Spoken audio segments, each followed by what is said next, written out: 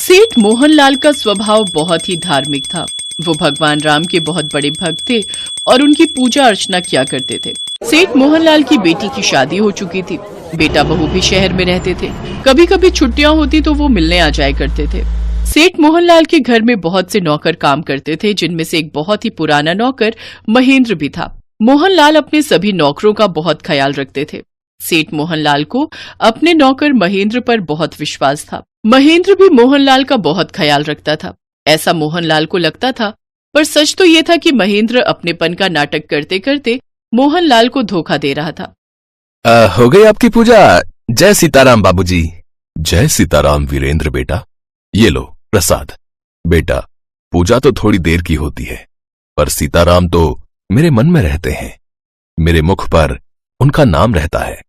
हाँ, आप ठीक कह रहे हो बाबूजी। अच्छा, मैं आपके लिए बढ़िया सी चाय बनाकर लाता हूं।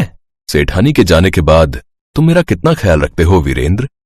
अवनीश और रजनी कई बार फोन करके पूछते रहते हैं, तो मैं यही कहता हूं कि मेरा बेटा मेरी बहुत सेवा कर रहा है।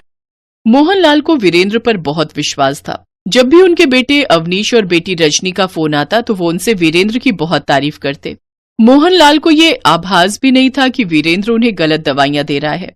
सेठ जी, आपकी दवाई का समय हो रहा है। मैं आपकी दवाई जो खत्म हो गई थी वो ले आया हूं। आप दवाई खा लो। वीरेंद्र बेटा, इस दवाई से मुझे नींद बहुत आती है। आज वैसे भी माल खरीदने के लिए कुछ बाहर से लोग आ रहे हैं, तुम अकेले कैसे संभालोगे? मैं तो ये दवाई खाकर गहरी नींद सो जाता हूं। पहले तो मुझे ये दवाई खाकर नींद नहीं आती थी। बाबूजी, अब आपकी बीमारी जो है ना धीरे धीरे ठीक हो रही है, इसलिए नींद आने से आपको आराम मिलता है। और अच्छी बात है ना, आप सो जाते हैं तो आपके शरीर को आराम रहता है। चलो, अब आप दवाई खा लो। वीरेंद्र को लगता था कि वो धोखा दे रहा है तो उसे कोई नहीं देखेगा। ये तो वीरेंद्र की भूल थी। वीरेंद्र की सारी हरकत तो सीताराम देख रहे थे। प्रभु, हमें अपने भक्त की रक्षा के लिए जाना चाहिए। हमारा भक्त संकट में है। हाँ सीते, मैं भी यही सोच रहा हूँ कि हमें कुछ दिनों के लिए धरती लोक पर जाना चाहिए। अपने भक्त की भक्ति का उसे फल देना चाहिए, पर इस कार्य के लिए हमें कुछ समय वहाँ रहना होगा। और मोहनलाल के घर पर तो हमें नौकर को सबक सिखाना है, तो नौकर बनकर ही जाएंगे। अगर हमारे नौकर बनने से हमारे भक्त की रक्षा होती है तो हमें उसमें कोई हर्ष नहीं। चलिए, हमें देर नहीं करनी चाहिए। अपने भक्त सेठ मोहनलाल की मदद के लिए भगवान राम और माता सीता ने साधारण स्त्री और पुरुष का भेष बना लिया और मोहनलाल के पास काम मांगने के लिए पहुँचे। रात का समय था। भगवान राम ने अपने चमत्कार से बहुत तेज बारिश कर दी और सेठ मोहनलाल से रात रुकने के लिए जगह मांगी। मेरा नाम राम है, ये मेरी पत्नी सीता। हम दोनों बहुत दूर से आए हैं। बारिश बहुत तेज हो गई थी, आपका घर दिखाई दिया तो सोचा यहाँ कुछ देर रुकने के लिए आश्रय मिल जाएगा। हाँ, क्यों नहीं, बड़ा ही सुंदर नाम है, सीताराम।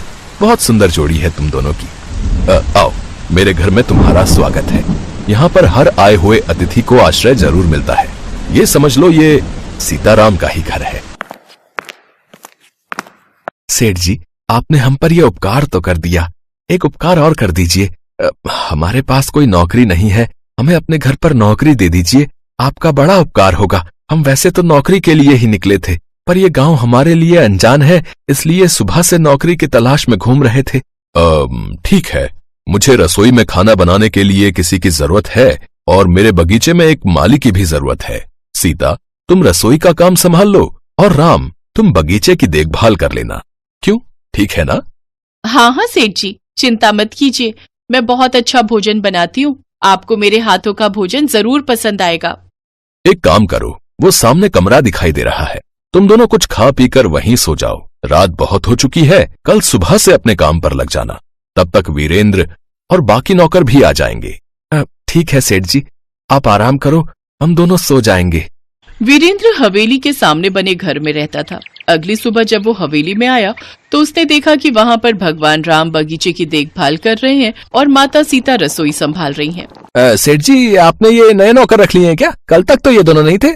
आपने मुझे बताया भी नहीं कि आप नए नौकर रखने वाले हो। मैं एक बार इनकी जांच परख कर लेता।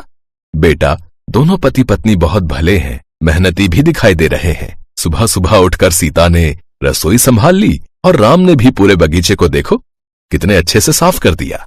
हमें अच्छे नौकर मिल जाएं तो इसमें हर्ज ही क्या है। वीरेंद्र को मोहनलाल का नए नौकर रखना अच्छा नहीं लगा। उसने सोच लिया था कि वो बहुत जल्द अपने काम को अंजाम दे देगा।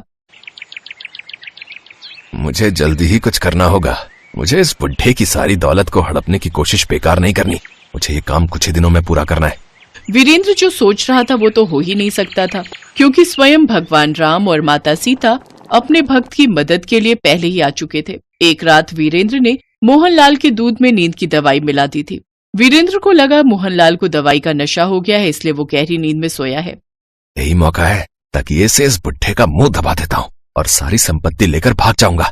तभी राम जी और माता सीता वहां आ जाते हैं। हमारे होते हुए तुम ऐसा नहीं कर सकते। हम तुम्हें ऐसा कदापि नहीं करने देंगे। तुम एक मामूली से नौकर मुझे रोकोगे? तुम्हें तो मैं अभी ढेर कर दूंगा। इस बुढ़े को तो मैंने नींद की दवाई देकर सुला दिया है। अब तुम्हारी बारी है। अपनी खैर चाहते हो तो दोनों पति पत्नी यहाँ से भाग जाओ। तभी मोहनलाल भी उठ जाता है। मोहनलाल सिर्फ सोने का नाटक कर रहा था। उसे तो पहले ही राम जी और माता सीता ने खबर दे दी थी कि आपके साथ कुछ ऐसा होने वाला है। वीरेंद्र, तुम्हें शर्म आनी चाहिए। तू मुझे मारकर मेरी संपत्ति लूट कर ले जाने वाला था। ये तो राम और सीता ने मुझे पहले ही बता दिया। मैं तो सिर्फ तेरी सच्चाई जानना चाहता था, इसलिए सोने का नाटक कर रहा था। इतनी देर में पुलिस भी आ जाती है और वीरेंद्र को पकड़कर ले जाती है। मोहनलाल पहले ही पुलिस को फोन कर चुका था। सेठ जी, अब हमें चलना चाहिए। अब आपको वीरेंद्र से डरने की कोई जरूरत नहीं। वो आपका कुछ नहीं बिगाड़ सकता। पर तुम दोनों कहाँ जा रहे हो? यहीं रहो ना मेरे साथ। यहाँ तुम्हें किसी बात की कोई कमी है क्या? नहीं नहीं सेठ जी, आपने तो हमारा बहुत ख्याल रखा। हमें कभी भी नौकर नहीं समझा, पर अब हम और यहाँ नहीं रह सकते। हमें अपने और भी भक्तों की मदद करनी है, उनकी भक्ति का फल प्रदान करना है। अब मैं कुछ समझा नहीं। तभी भगवान राम और माता सीता अपने असली रूप में आ जाते हैं। मोहनलाल की आंखों में आंसू थे। साक्षात सीता राम मेरे सामने। मैं भी कैसा नादान हूँ। मैंने आप दोनों को अपने घर पर नौकरी पर रखा। मैं आप दोनों को पहचान नहीं पाया। मुझे क्षमा कर दो प्रभु, मुझे क्षमा कर दो माता। क्षमा मांगने की कोई आवश्यकता नहीं मोहनलाल। तुम हमारे सच्चे भक्त हो और जो भक्त सच्चे होते हैं दयालु होते हैं। हम उनकी मदद के लिए अवश्य आते हैं। अब तुम्हें कभी भी कोई परेशानी नहीं होगी। वीरेंद्र को उसके अपराध की सजा मिल चुकी है। मोहनलाल को दर्शन देकर भगवान राम और माता सीता अंतर्ध्यान हो जाते हैं। अगले दिन मोहनलाल अपने बेटा बहू और बेटी दामाद को फोन पर सारी बात बताता है तो वो सब गांव आ जाते हैं। सब भगवान राम और माता सीता को धन्यवाद कहते हैं। आज उनकी कृपा से सेठ मोहनलाल की जान बच गई और वीरेंद्र जैसे अपराधी को उसके किए की सजा मिल